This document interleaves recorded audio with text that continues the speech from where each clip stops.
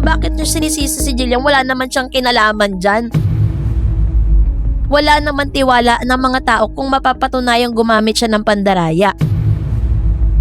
Tanggapin ang isa sa pinakamahirap na bahagi ng pagiging isang atleta, ang pagkatalo.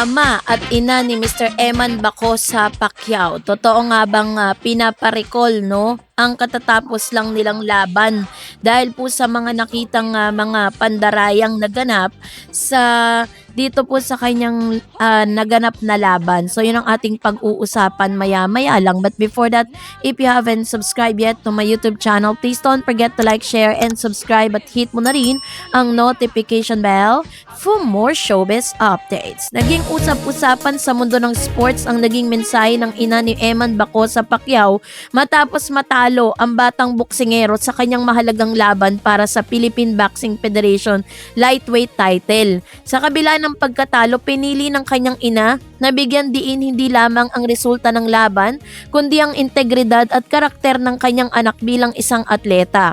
Ang simpleng mensahe na malinis ka maglaro at hindi ka madaya ay umantig sa damdamin ng maraming tagahanga ng boxing.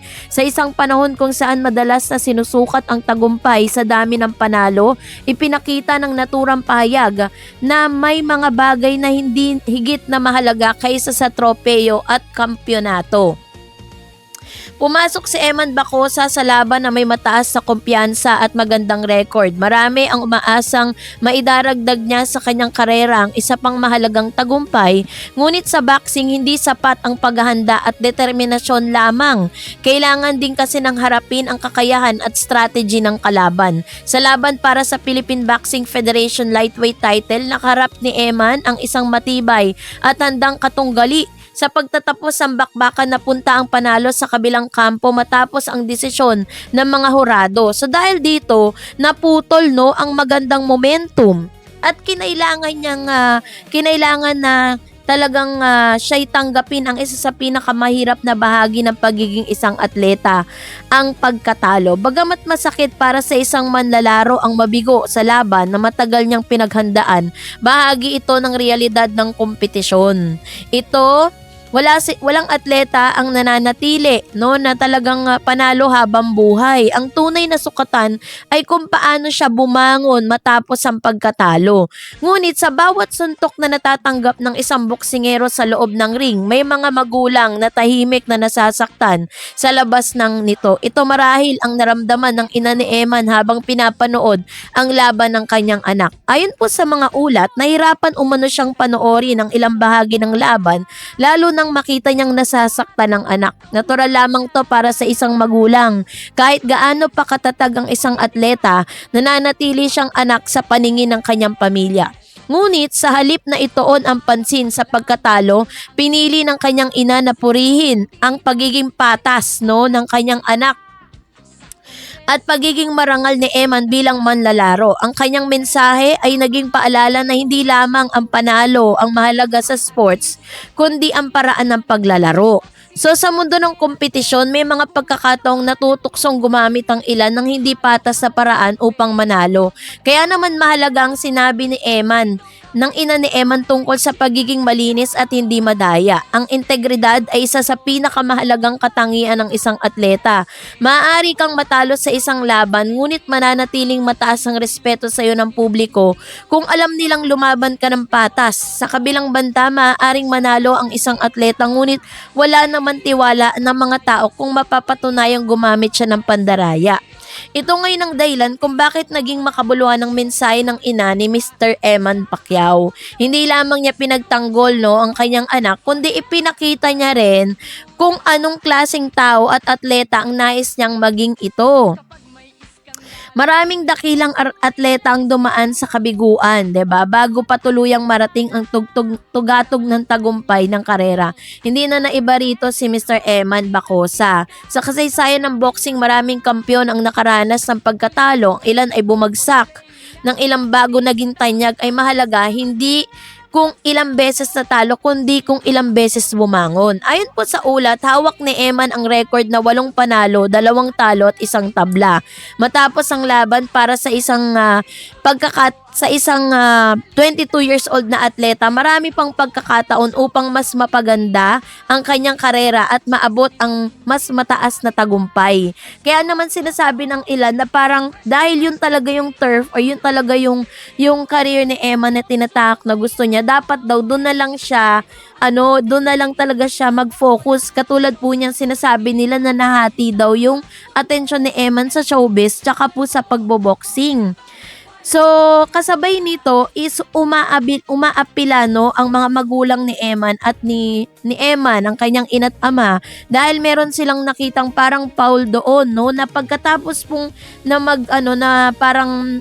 parang time out na, suntok pa din ng suntok yung kalaban. Sinusuntok po siya sa ulo, 'di ba? Which is bawal pala 'yun sa boxing.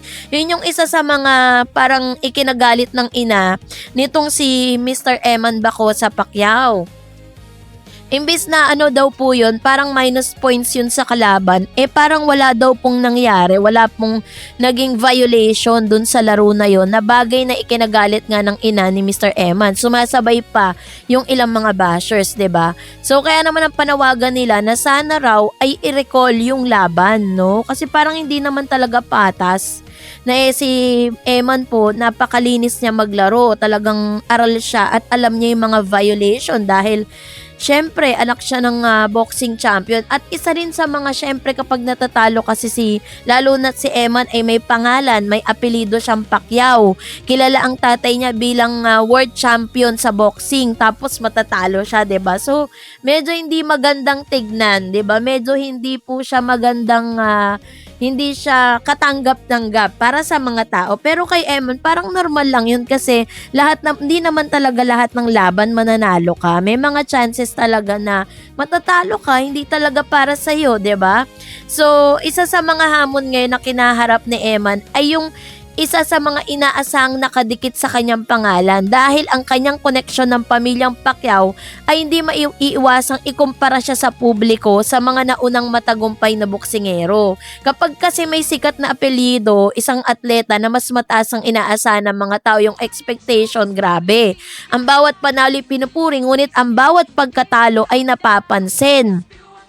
So dahil dito, mas mabigat ang responsibilidad na pasa niya sa bawat laban. Gayunpaman, mahalagang tandaan na may sarili siyang landas na tinatake. Hindi niya kailangan maging eksaktong katulad ng sino mang kampyon. Ang mahalaga ay patuloy siyang umunlad at natututo mula sa kanyang mga karanasan. So dahil po sa pagkatalong ito, bakit may mga basher na sinisisi si Jillian? No, bakit niya sinisisi si Jillian? Wala naman siyang kinalaman dyan.